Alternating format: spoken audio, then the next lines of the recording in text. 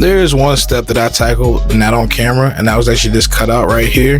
But essentially this cutout cuts the entire bench in half, so the legs themselves will actually want to fold in. So the placement of these cuts had to be pretty precise. I need to make sure that my edges landed on top of my jack assembly, right where the bench itself was square. I can actually push the legs in or out and have the 1/2 inch plywood, let's say, hanging past my jack section, but I'll have the legs pretty much bowed inward. So I actually took all the measurements and laid everything out where the jack needed to be perfectly centered, etc., to make sure that the legs are perfectly perpendicular when I reattach them. But one thing that I kind of am debating on going back and doing is replacing that 2x4 with a solid piece of plywood. That would raise the bench up another 3/4 of an inch, but it would allow the bench to lift up more evenly.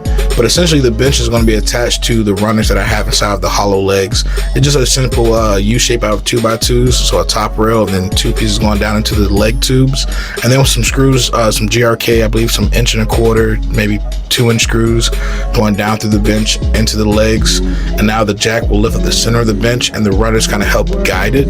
But one thing that you guys can see, it does tip a little bit. So one thing I do want to add to the bench is either a set of dowel systems or a set of dowel holes along the leg, so I can lock it in at certain heights, raise it up, get the whole bench level, say 36 inches, drill a set of holes, and then have a dowel at 36, a dowel at 38, etc.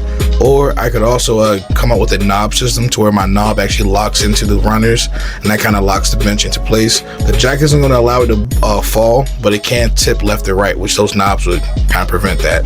Again, the raising of the bench is strictly for me to be able to get out feed and even it out with other objects inside of the shop. So I'm not going to be putting a ton of weight on it when it's jacked up, but I can actually stand on it. I'll show you guys that in another video.